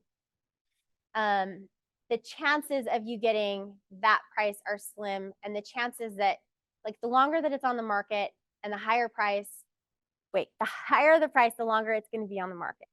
And the longer it sits on the market, the less likely it is for you to get market value. So it's really important to list it strategically at a fair price at the beginning. Lots of sellers say, well, how about we list it for, 20,000 more and just see how it goes over the next 2 weeks. And then we can reduce it. No, it's better if we actually list it right at market value, because there's going to be more eyeballs looking at it, and you can possibly get multiple offers versus no one looking at it because they're like, oh, it's too high. We also go through this graph again. Then we go through the home. So this is another home that I just listed. It's actually one that we built. It's a spec home that my husband built. So that's why I feel like it's okay to put the information up, because yeah, just came back on the market. So I do this for everyone. So we do go through the comps with them. We talk about the comparables, and actually I did this a while ago. So some of these comps are actually under contract or sold now. So this one sold at 1.130, 4,600 square feet. Our listing was 4,998.33. And so more square footage, that one sold for that in November. I listed it at 1.19. Here's another one, same. They sold it at 1.130, 4,600. The basement was finished in that. Smaller house. This one sold for almost 1.3, about the same square footage on a 3rd acre, so similar, a little bit older. Basement's finished. So at 1.1 with no basement finished, pretty good, yeah. Yes, Corey. Some agents make comparables on their listings, right? They will take those comparables and actually put them on the MLS, the listing on the MLS. They'll mention that and like. Oh yeah. You can add those cells to the attachments if you want. I've sometimes done that, but it kind of depends. I don't always do it. Then this one is not a great map, but the map, I'll put up that. So I just screenshot this right from the MLS. I put them next to each other. I screenshot that from the MLS. Then I'll show some active listings that are our competition. So this one, same square footage, the basement's finished. They're selling at 1.3. This one, a little bit more square footage. This one's actually under contract. But it's the same amount of bedrooms as ours. Anyway, so I show what's our competition. Most of these are under contract now. Comparable harm. So these are all the actives that are up for sale. Then I do the under contract. So the kind of the rule of thumb is 5, 5, 5. 5 actives, 5 under contracts, 5 sold. I try to get as many, at least 3. Then I do a market statistics. So I show, okay, these are how many listings, these are how many days they've been on the market. So you can see in these price points, like we're down here, there's one on the market and it's been on the market 41 days. This is in Saratoga Springs. So how do we do those? I'll show you in just a second. I guess that's the end. Okay. What just happened? Oh, crap. That's them telling me, okay, Courtney, time's up. Goodbye. Oh. So these are the ones under contract. So there's 15 under contract. And again, like there must not have been anything under contract between the 949 to 1.9. And then I show the statistics for actives. Those are our competition. And then what we should list at. So am I going backwards? I feel like I am. Oh my gosh. Yeah. So, and then after that, I go through questions like, how do you feel? What kind of questions can I answer? They kind of talk about price. And then it's like, okay, are you ready to get started? And they're like, we want to list at whatever. Okay, boom. Not okay. There's some, back and forth when we're figuring out the final price. But if you want to go in the market statistics, if you haven't played around with this, there's some rapid way that you can find things where you just go like, okay, let's look at 84045. And it will just pop up just for the whole market in Saratoga, average days on market, average list price, average sold, how many sales we had. Huh? Yeah, in the last month. So if I want to go dive deeper into that, then I go here and I go here. And then you're gonna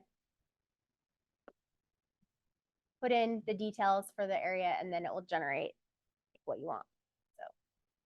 So one thing we did not go over yet is the real estate purchase contract. Me starting late.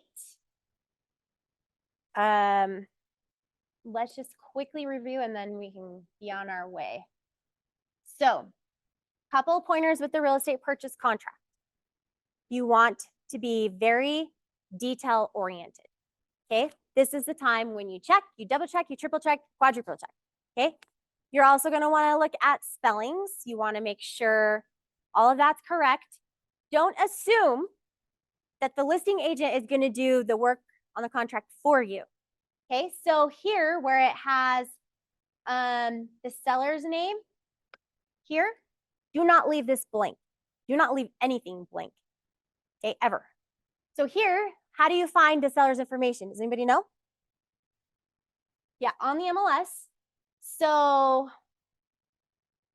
search, tax status search, put in my name. Let's see, Michael. Oh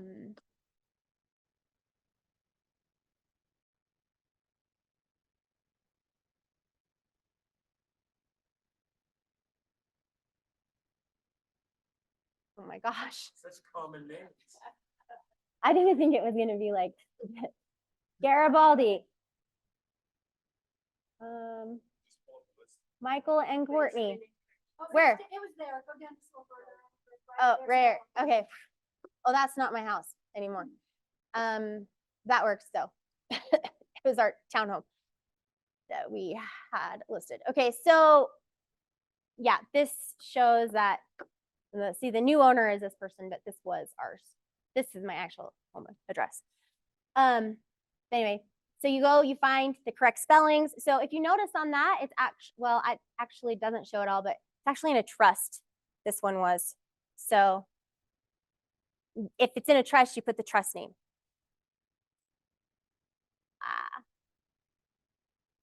Okay, so fill in the details. What am I doing? Oh my goodness.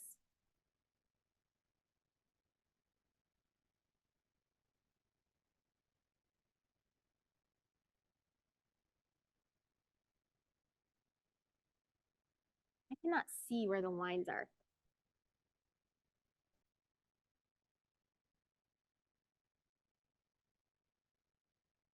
Okay, so make sure you fill everything in. Okay. They've added the tax ID number here, which I think is a really good thing because then it sometimes you put the address in, but the tax ID doesn't match up. So you do want to check the tax status for two reasons. You want to see who's on record, and you want to make sure that you get the tax ID number. Put that in there. You can auto generate here, or not. I just like to double check it though. Sometimes it got it wrong. The other day, somebody sent me a contract and the seller's name was wrong, and I called her and I was like, did you mean to send this to me, or did you mean to send this to somebody else? Like, the address is correct, but the seller's wrong. She's like, oh, I just auto generated it from the MLS. And I went to the MLS and I'm like, look to go see what was on the tax information, and my clients were there. So it actually made me question. I'm like, crap, what happened to the house? How come it's auto generating some other person's name? And it wasn't even anywhere on the tax data like history. Okay, so some things to be aware of. You want to make sure that you're including the certain items that you're including, things that you're excluding. You want to make sure that you're clear on that. So this goes back to, I had a house for sale in, did I tell you this? In Cedar Fort a couple years ago. I was selling a 5-acre property, and from the photos, it showed that there was a goat fence and temporary goat shelter. It was actually excluded from the sale. It wasn't, because usually fencing, when fencing is in, it's permanent, right? It's like been concrete it in, but it was just like stakes in the ground, and it like rolls up and it can go up and come down. It was the son's goat. Anyway, we had a dispute after the home sold because the goat, yeah, but it didn't even belong to them. It belonged to actually belonged to the school. So it all worked out in the end. But so you want to be really clear of what's included and what's excluded. And then here where the purchase price is, you want to make sure that you're doing the math correctly, making sure it all adds up. Then is it or is it not subject to the sale of a home? Even if it's an all cash purchase because you're getting cash from a sale, you still have to say if it is or isn't. Okay. Settlement. Here is the possession section. You want to make sure when I'm presenting an offer, I'm going to say upon recording, but as a listing agent, I want to give my client some time. So we'll probably counter the possession date if, 24 or 48 hours, depending on what they need. Proration. So this is a negotiable section. Who do you want to pay the HOA, transfer fee, and any special assessments? When I'm writing an offer, I'm going to say seller, seller, seller, seller, unless it's a multiple offer situation, and then we reevaluate. And then we'll see what the sellers come back at us, right? So here's the HOA transfer fee. You want to make sure that you put in all of the agency information. And then for this section, section 7, you want to be well aware of this. As the listing agent, your responsibility is to help your sellers. Your seller's responsibility is to provide anything in this section that applies to their home. You, as a real estate agent, have to help facilitate that. So if the first thing it's going to want is a seller's property condition disclosure.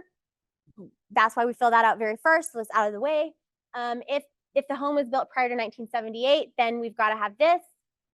We do the commitment for title insurance. So when you get the listing, I like to immediately open escrow with the escrow officer, because they'll get working on that. And that way we have it on file when we get an offer and we're not scrambling.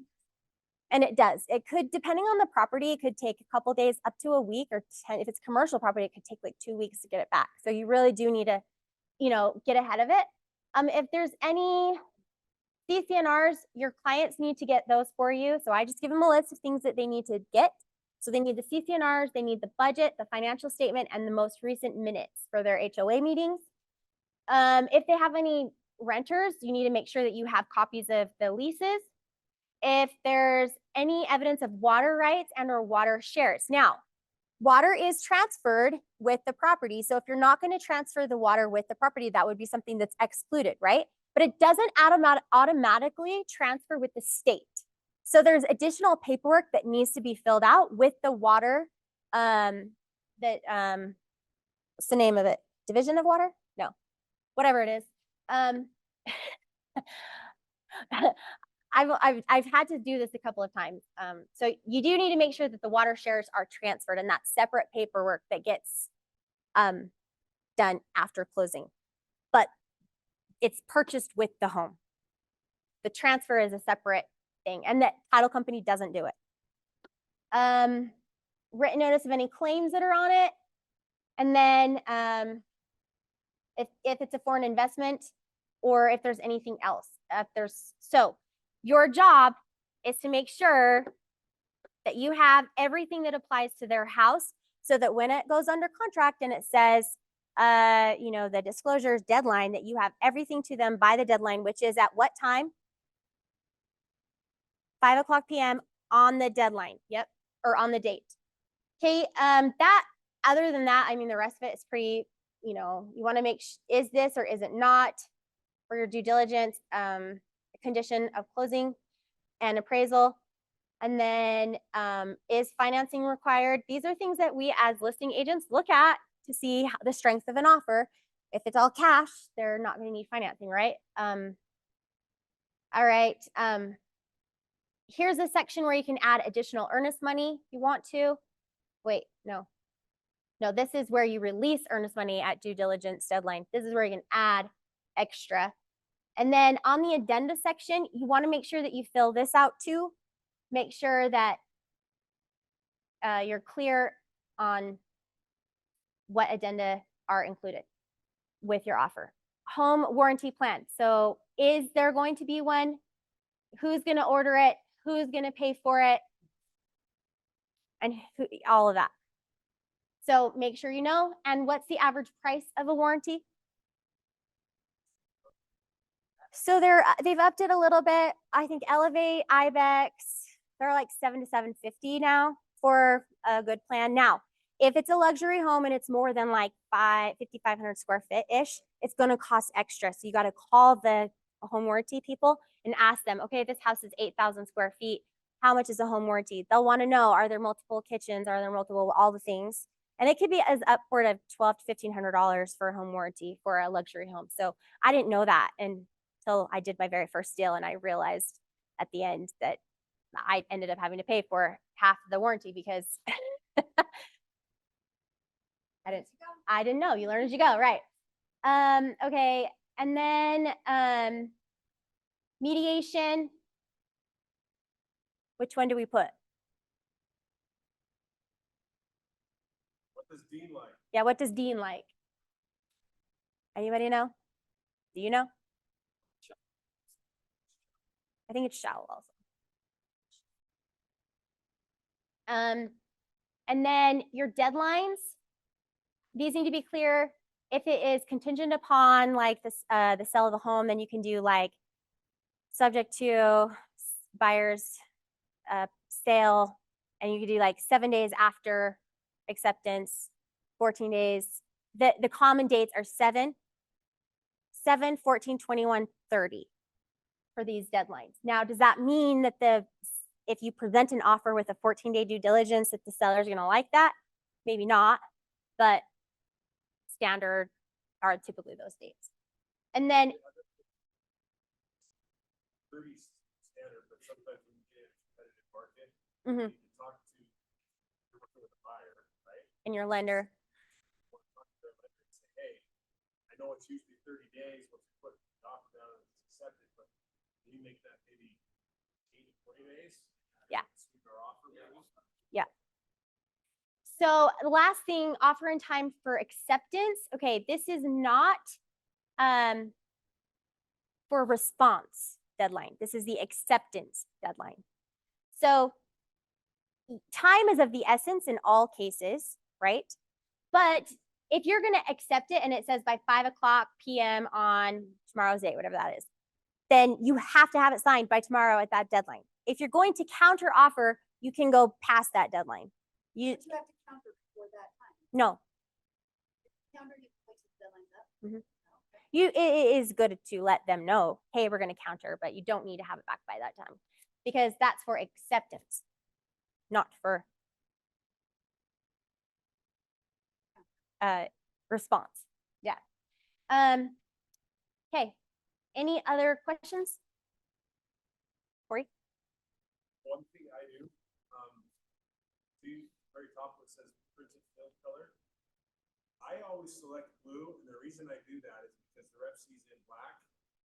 Anything, if you were to hit print PDF, any field that needs to be filled out on the real estate purchase contract is going to be like highlighted in blue. Yeah. And that way, because especially when I was new, that helped me know, oh, I forgot this field or I forgot that field. So I'm not handing over an offer to someone that my buyer and I were trying to go under contract, help buy a house, and I forgot something on the reps. You're gonna find there is a lot of agents in the market that are lazy when it comes to the reps. It drives me nuts. Yeah, me too. So, Especially in a multiple offer situation. Correct. I'm telling you, if you sent me an offer that is poorly written or halfway filled out, I'm not going to take it seriously and we're going to go to somebody else right away. So, and I think, okay, here's another thing we should point out before we leave is we are building credibility with our clients. We also have to remember that we're building relationships agent to agent.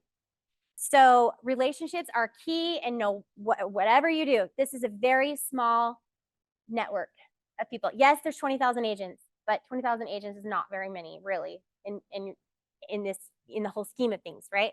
And you're not going to work with all 20,000 of those, but you really need to think about your relationships and building that credibility and that trust with other agents that you're working with. Because I will tell you, in a multiple offer situation, when everything looks the same and you're like, how are we gonna select which one? Then that's where I come in and I say, well, here's the thing. I really know that this agent is a really good agent and they're going to do their best to make sure that this gets done. I don't know this person. This person I haven't had great experiences with. Clients are going to take that one. You haven't treated me too bad. Yeah, I mean, you want to do it tactfully, carefully, but that is part of our jobs, especially in multiple. You don't usually select somebody just based off who they are, but it really comes down to the offer. But if the offer is exactly the same, then how are we going to choose? So,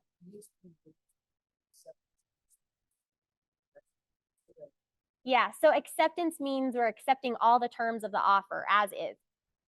A response would be, we like everything, but we don't like the price, so we're going to counter offer. We're going to send a counter offer back. Yeah. You're right. Connor said you can also reject it. And yes. And that doesn't have to be done by the deadline either. It can be after. And I don't always send rejections over. I just let it go dead. But sometimes the listing agent asks for it because they want to, especially in some, yeah.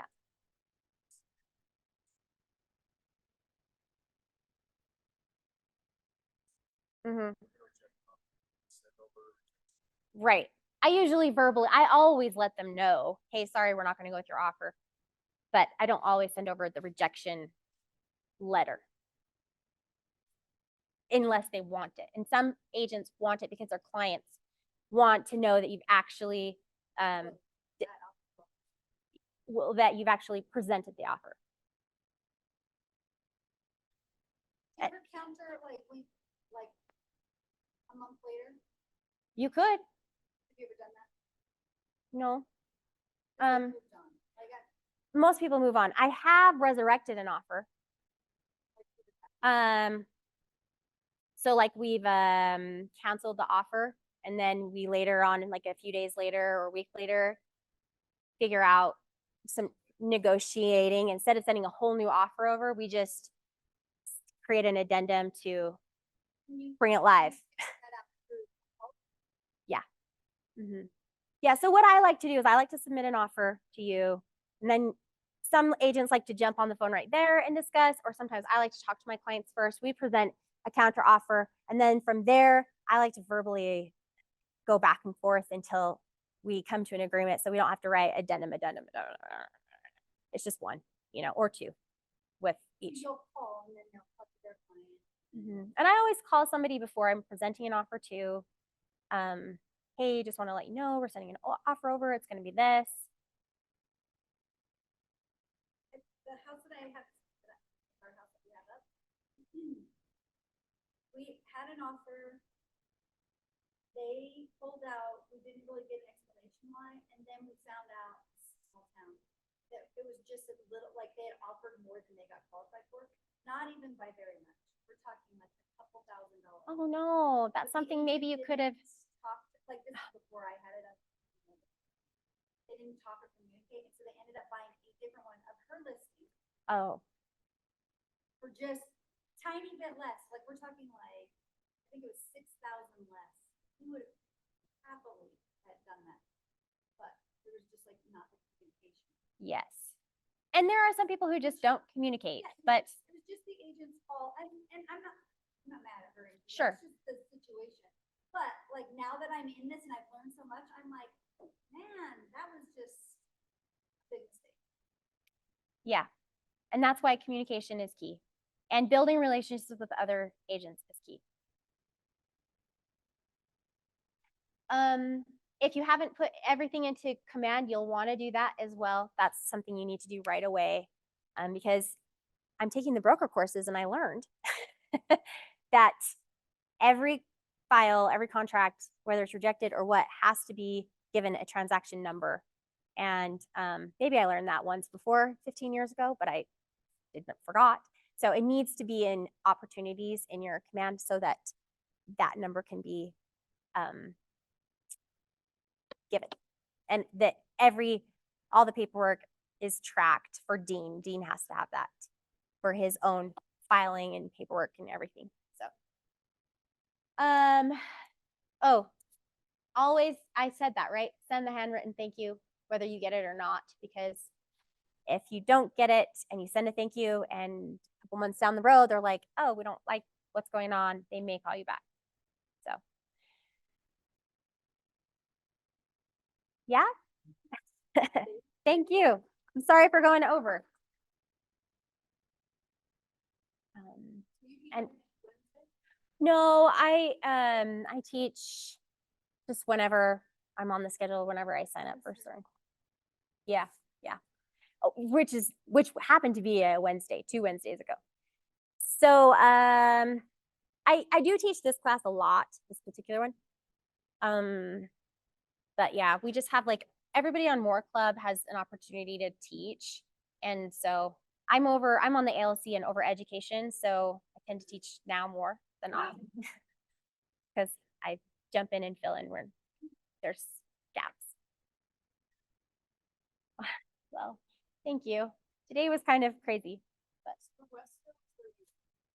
so yeah, we're all Westfield, but I have a branch office in Eagle Mountain that is technically called KW Westfield in parentheses Cedar Valley, but we refer to it as KW Cedar Valley, and the signage is that. We have like a what do you call it? Another name that we can mark it with. What's registered on the state? What is it called? Doing business as, DBA. So no, I'm almost there. My husband's the branch broker for the office, and I've done the broker classes now, what, 2 times? No, I have 22 hours and it has to be finished by the 11th, which is Sunday. I can do it. I can do it, right?